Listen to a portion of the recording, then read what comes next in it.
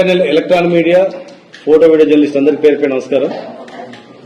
గత 2 రోజులుగా పెద్దలు నిరంజన్ రెడ్డి గారు మాజీ మంత్రివర్యులు, లక్ష్మారెడ్డి గారు మాజీ మంత్రివర్యులు, పెద్దలు మా party general secretary RS Praveen Kumar గారు, మా ఎమ్మెల్సీలు నవీన్ కుమార్ రెడ్డి గారు, వాణిజ్య గారు, మా మాజీ శాసనసభ్యులు హర్షవర్ధన్ రెడ్డి గారు, మా మరి జనార్దన్ రెడ్డి గారు, ఆల వెంకటేశ్వర రెడ్డి గారు, చిట్టెం రామ్మోహన్ రెడ్డి గారు, మా అంజయ్ యాదవ్ గారు, మా మాజీ ఎంపీ శ్రీనివాస్ రెడ్డి గారు, మా మాజీ ఎమ్మెల్యే నరేంద్ర రెడ్డి గారు, మరి మా మాజీ చైర్మన్లు ఇంతియాజ్ గారు, వెంకటేశ్వర రెడ్డి గారు, వాలేనాయక్ గారు, మా ఆంజనేయులు గారు, ఇంకా జిల్లా ముఖ్య నాయకులతో గత 2 రోజులుగా మేమందరం ఇంటర్నల్గా ఫోన్లో మాట్లాడి అనుకోకుండా ఈరోజు అన్నకు ఒక చిన్న వీసా అపాయింట్మెంట్ నైట్ వచ్చినందుకు పోయినా కూడా దారిలో మేము మాట్లాడుకుని డిస్కస్ చేస్తున్నాం. చివరిగా ఏంటంటే మహబూబ్నగర్ జిల్లా ఈ దేశంలోనే అత్యధికంగా వలసలు అయినటువంటి జిల్లా ఇది. తెలంగాణ వచ్చిన తర్వాత సాగునీరుతోనే ఈ జిల్లా రూపురేఖలు మారుతాయి.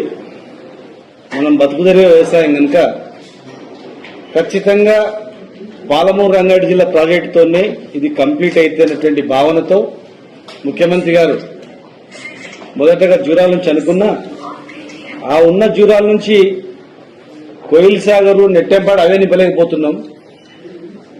మొన్న జనవరిలో పోయి చూస్తే కూడా బురద. కానీ ఈ రోజు వరకు కూడా శ్రీశైలం నుంచి మనం లిఫ్ట్ చేసుకునే అవకాశం ఉంది. ఇది ముందే పసిగట్టి అందరితో మాట్లాడి మరి పాలమూరు రంగారెడ్డి జిల్లా ప్రాజెక్టును 90% కంప్లీట్ చేసుకుని నార్లాపూర్, ఒట్టెం, ఏదుల, కరివేన, ఉదండాపూర్ వరకు టోటల్ కంప్లీట్ చేసుకుని ఒక 10%, 11% పనులు కాలువలు తవ్వితే నీళ్లు వస్తాయనేటువంటి భావనతో టెండర్లు కూడా కాల్ఫర్ చేసి ఎలక్షన్స్ కాగానే ఇమ్మీడియట్ గా పార్లమెంట్ ఎలక్షన్స్ లోపలే కంప్లీట్ చేసుకుని జిల్లాకు నీళ్లు ఇవ్వటువంటి యజ్ఞంతో ముందుకు పోయిన సందర్భం మరి మీకు అందరూ తెలుసు.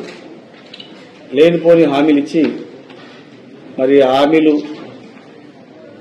నమ్మి ఎన్నో హామీలు ఇచ్చింది. దానిలో మేము అన్న వీళ్ళందరూ మాట్లాడుతూ చెప్తారు. వీళ్ళు మరి 2.5 సంవత్సరాలు అవుతుంది. 2.5 సంవత్సరాలైనా కూడా ఎక్కడ వేసిన కొంగడు అక్కడనే ఉంది.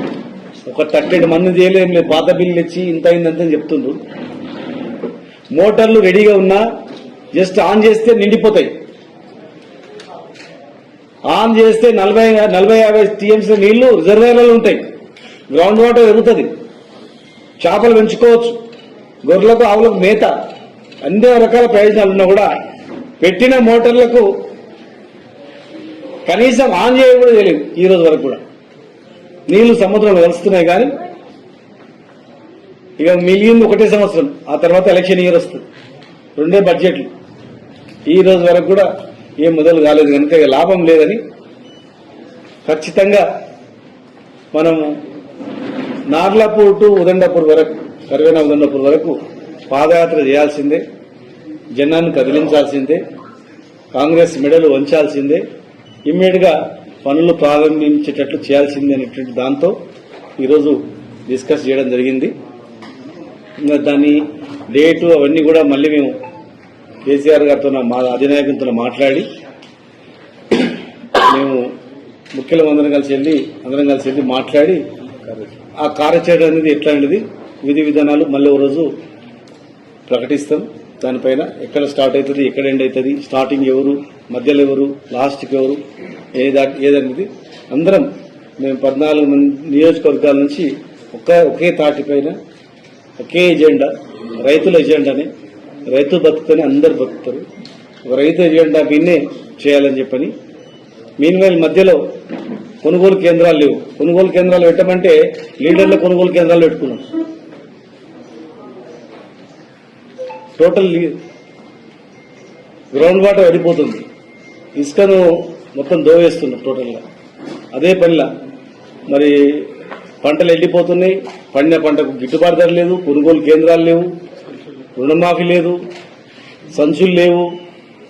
100 కిలోలకు 5 కిలోలు కొట్టేస్తున్నారు, 10 కిలోలు కొట్టేస్తున్నారు 100 కిలోలకు.